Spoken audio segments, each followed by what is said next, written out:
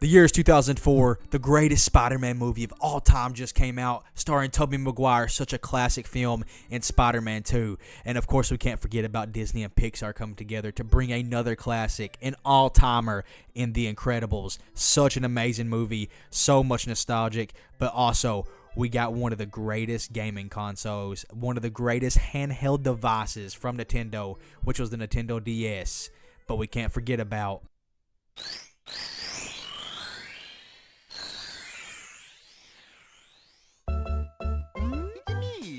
Mario. that is right. Super Mario 64 on the DS, man. This right here is one of my favorite games of all time. Not if, in the top 3, man. I was there for the release, I guess you could say. I was born in 2003, and this game came out in 2004. And just in 2005 or 2006, if I can remember, just a little tiny kid, I got my Nintendo DS. This was the first game I got for it. And from there on, man, it was nothing but an experience that I could not forget in this game. This game right here will be my favorite Mario game of all time, and I know people is going to have some opinions about that. I was not able to play Super Mario 64, the original, on the Nintendo 64, but I did end up copying later, on the Nintendo Switch, the Super Mario 3D All-Stars, and beating that version on the Nintendo Switch of Super Mario 64, which I wish they would bring Super Mario 64 DS. Maybe a new port over to the Nintendo Switch 2 would be pretty cool, because I believe this game is better than the original Super Mario 64. I know I'm going to get some heat for that, but it's just what I grew up on, you know what I'm saying? I believe the levels are designed a little bit better. I believe the gameplay was a little bit better. I know people are going to be like, dude, the camera sucks on this game and all this other stuff. It's on a handheld device. The graphics are not that good. I don't know. I think it's just the nostalgia, man. It was my first ever Mario game, man. And you're only playing as Mario in the Super Mario 64. You're only playing as Mario. Something about coming out as Yoshi, Princess Peach sending the letter, and you have to go save Mario. You have to bring the castle back. You have to defeat Bowser. You know what I'm saying? And unlocking the 12 stars and defeating Bowser, going upstairs and falling through the floor and beating him on that first ever time, dude, that was such an experience, man. Unlocking the key, and I'd go up to the other the door on the first set of steps, and that was the 3rd floor. You couldn't get there. You know what I'm saying? You had to beat Bowser underground in the basement before you can get there. I did not know that. It took me forever to find that out. I'm gonna get to a few other things that really killed me as a kid, but unlocking Mario, unlocking Luigi, unlocking Wario, all these obstacles, man, in this game, it just unlocked like something I just couldn't forget. You know what I'm saying? Just playing as Mario in the original just doesn't do it for me. Putting the key in the door right here and then just seeing one of the characters jump out, it just had it all the Mario characters, man. That's what it was all about to me. Going back as playing as Yoshi, using certain characters on certain levels, and not just being Mario the whole game. I don't know, it just brought a whole new feeling to me. I loved unlocking the characters. I loved all the secret stars, all like the new stuff they brought in the game. I'm pretty sure stepping on the star, whatever it was, the star step, and like you have to go break the glass to get the star out. Adding a bunch of new stars to the game. Unlocking not 120 but 150 stars in this game.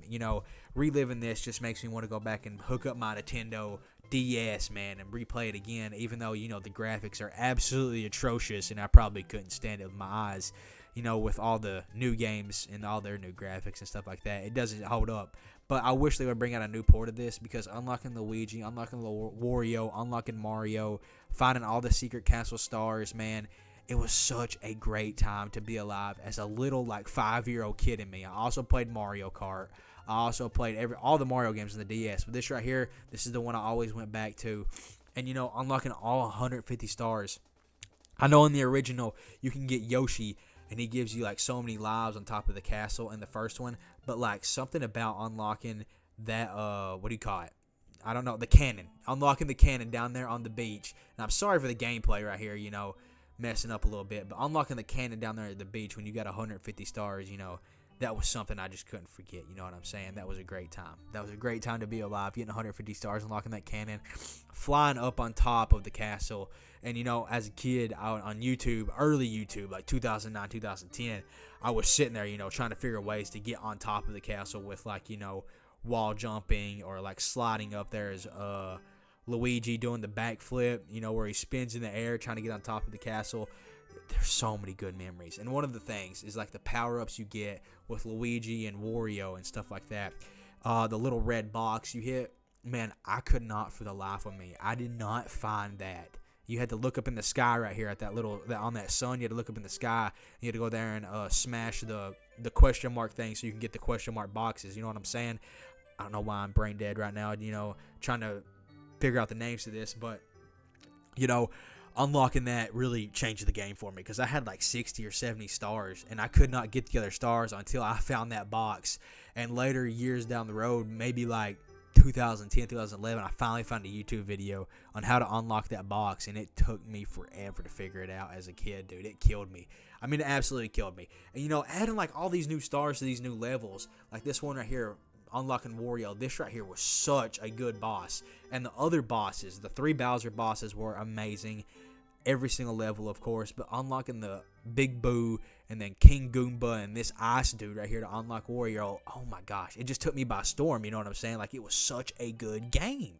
Like, I believe it's really better than the original, man, and I'm not going to lie to you. This game is so nostalgic to me. I believe it is the best Mario game I have ever played, man, in my opinion.